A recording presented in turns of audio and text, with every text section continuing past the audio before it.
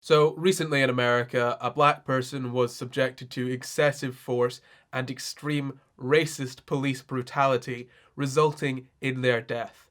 And the murderers responsible initially were not charged to the full extent of the law.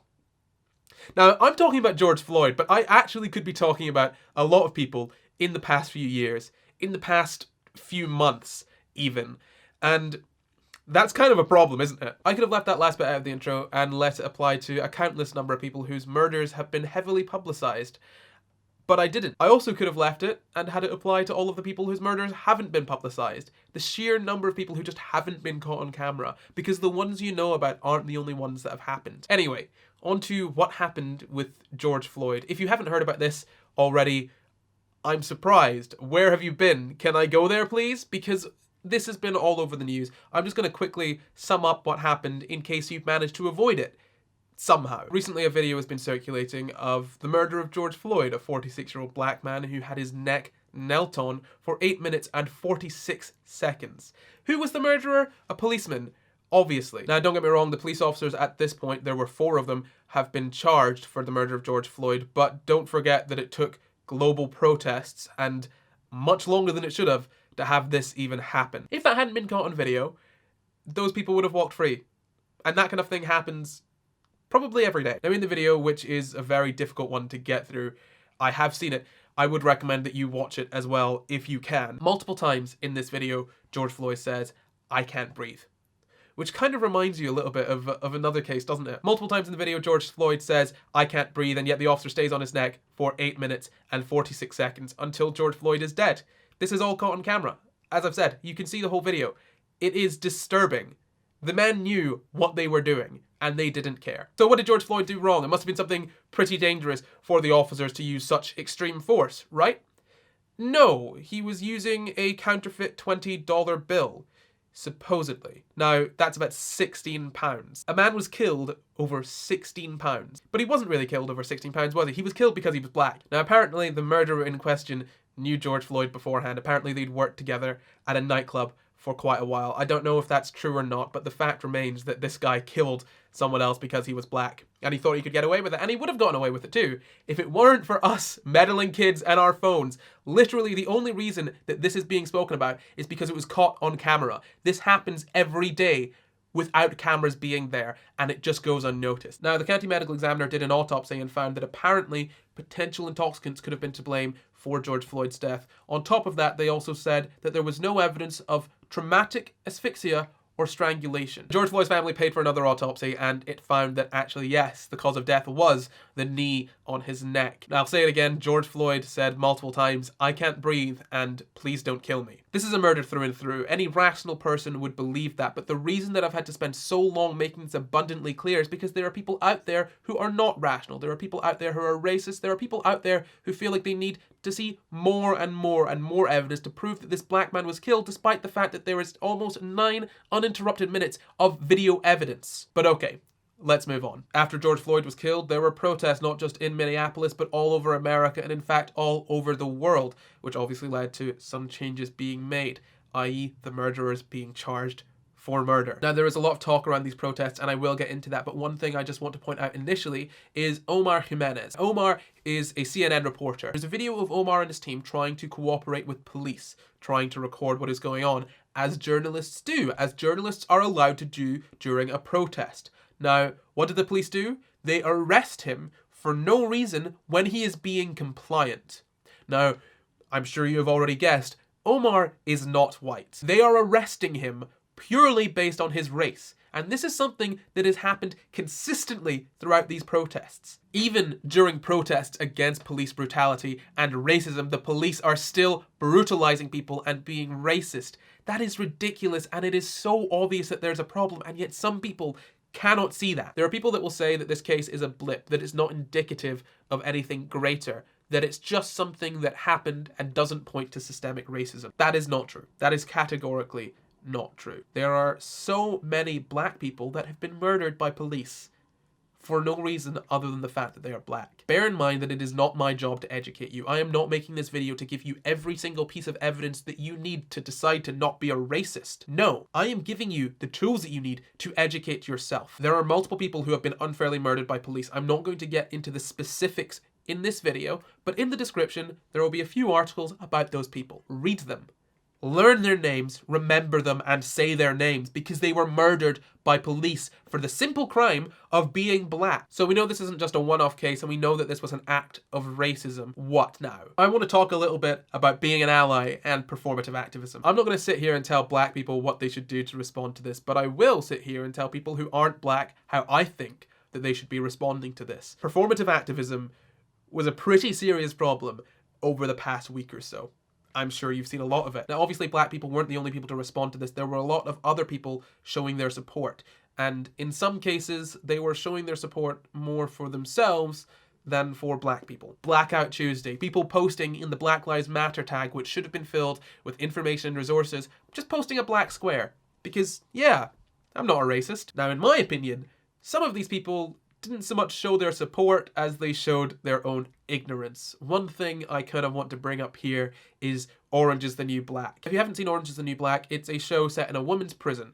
That's pretty much all you need to know about it. In one season, a character dies from having her neck knelt on by an officer. Now, I don't know about you, but I saw a lot of people online comparing the death of this character to the death of George Floyd, and I'll tell you what, it is actually quite interesting that Orange is the New Black almost had this Simpsons level of seeing into the future and pointing out something that happened before it actually did. Except they didn't do that at all. That death was almost certainly based on the death of Eric Garner, which came beforehand. And these people that are pointing out, oh, this happened in Orange is the New Black, you are just showing that you really have no idea what has actually been happening. Now, I know that for people that haven't experienced these things firsthand, fictional media is a really good stepping stone for understanding and contextualizing these things in a way that you couldn't beforehand. However, in a case like this, an actual murder of an actual man by the actual police, please, please, please do not just compare it to a TV show, especially when things like this have been happening before the TV show did it. Before you try and compare something like this to a TV show, please look into it, because George Floyd's case isn't like Orange is the New Black. Orange is the New Black is like George Floyd's case. The murder of black people by police in that manner came before Orange is the New Black did it. Now, another thing that I've seen a lot of is the if it was me. Now, that goes along the lines of, if it was me, a white person in this situation, that wouldn't have happened. We know. That is the point. Do not try and inject yourself into this narrative. We get it. You are white. You have white privilege. This is about black people and our oppression. Do not tell us that if it was you, it wouldn't have happened that way. That is the point. It is not your place as a white person to say that. So what do you do instead? You will lift other people's voices. You lift black voices and black stories. It is not the time for you to tell black people how to feel. It is not the time for your hot take. This is the time for you to lift up other people's voices. This is the time for you to lift up black voices, to lift up the voices that have been ignored for so long. Yes, that can be difficult, and yes, there are exceptions, but the key point here is that you need to use your white privilege to make sure that black voices are heard. In some cases, you can use your white privilege to make sure that white people listen to you. That is okay, but giving your take and making it about you is not okay. Now, at this point, you're probably confused and you're thinking, I know what I'll do. I'll message the black person in my life and ask their opinion on what I should do. Don't do that. Please, please. The reason that that is probably not the best thing to do is because black people right now have got a lot going on. They don't need to educate you. They don't need to tell you how you should be doing it. Now, I know that is difficult. It's at this point that I want to stop and point out that it's been 8 minutes and 46 seconds of this video. That is how long George Floyd had a knee on his neck. Now, I know that is difficult, but the fact is that you cannot expect black people to teach you every step of the way on how to not be racist and how to be a good ally. There are resources out there that will help you understand what it is you need to do in this kind of situation. I guess the point here is then that you're asking black people to do the work for you. Instead of going out and looking for the resources that will explain what the best course of action is for you, you're asking the black people in your life to tell you.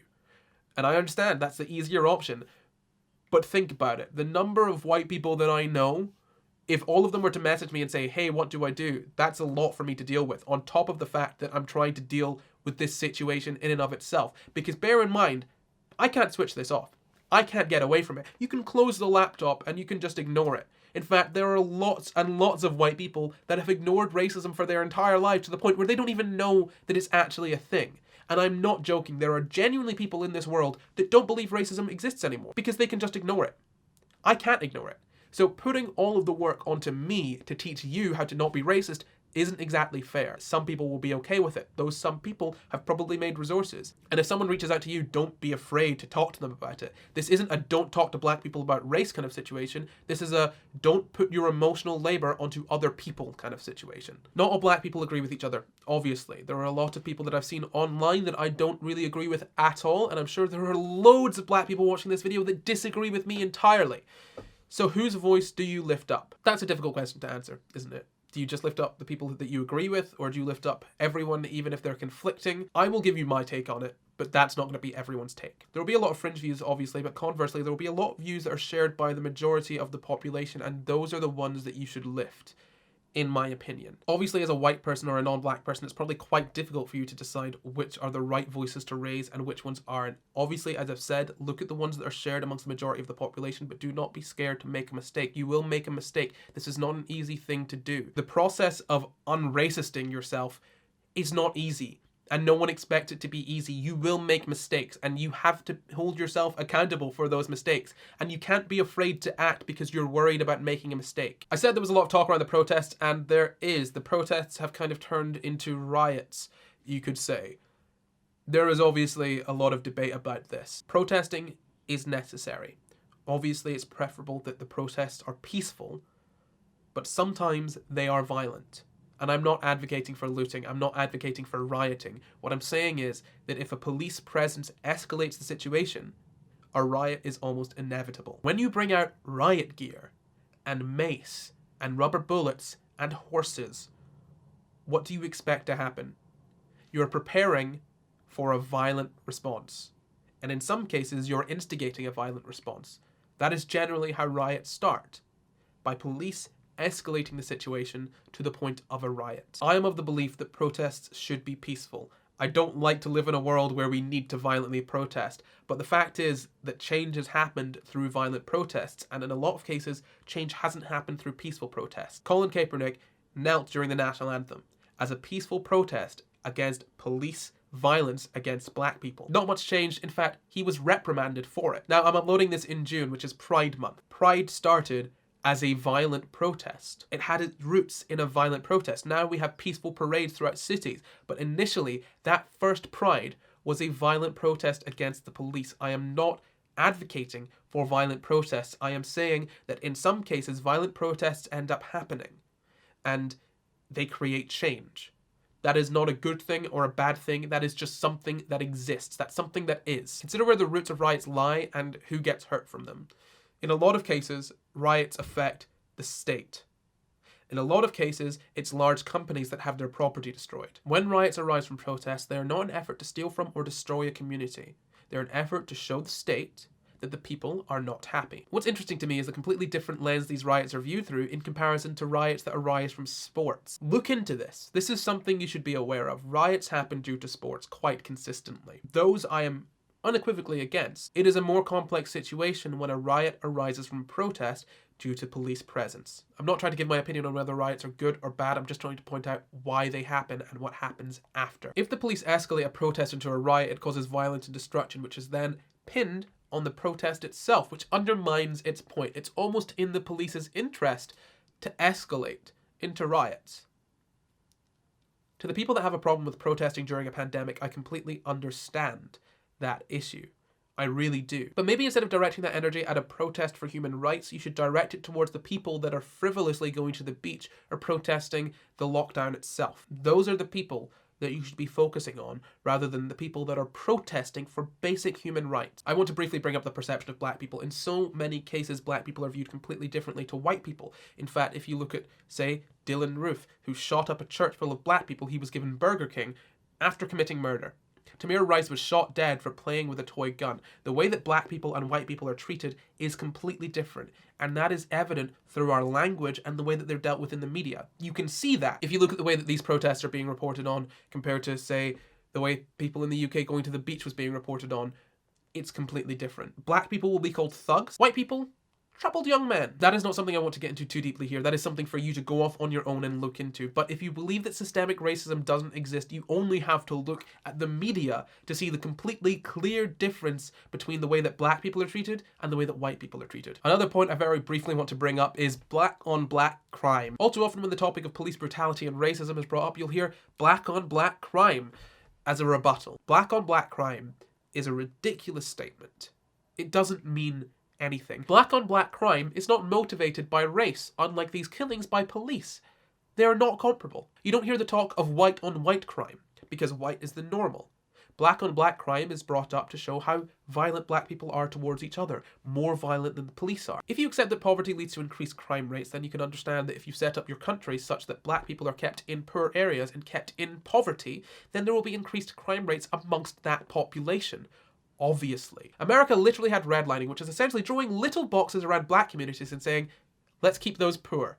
Obviously, that's an oversimplification. Please look into it yourself. All of that is to say that black on black crime isn't a get out of jail free card for racism. All it actually does is point to the systemic racism that's the root of the problem. So if your response to police violence is black on black crime, really assess where that comes from, because what you're saying is, I recognize there's a problem, but I'm not going to look into why it actually exists. If you don't believe that systemic racism exists, think about maybe why those increased rates of crime and poverty exist among black people compared to white people. Do you think that it's just because black people are inherently inclined to be poor and violent? Because that's racist. If you think that that statement is racist and you don't agree with it, then you must admit that systemic racism exists, because what else could cause that? Systemic racism is a very simple explanation with a lot of evidence pointing to it. If you're ignoring that, you're being willfully ignorant and you are being racist. Now I hear you saying, why are people protesting in the UK? It's something that happened in America. Surely it can't affect anything that goes on here. The UK isn't nearly as racist as America. In fact, the UK probably isn't that racist at all. And to that I say, you're wrong, aren't you? If you think that the UK isn't racist, or if you think that the UK isn't as racist, just look into it a tiny bit and I'm sure you will be shocked. The difference between the UK and the US is that the police here don't carry guns. I could list countless examples of the UK failing its black citizens, but I don't really have time for that today.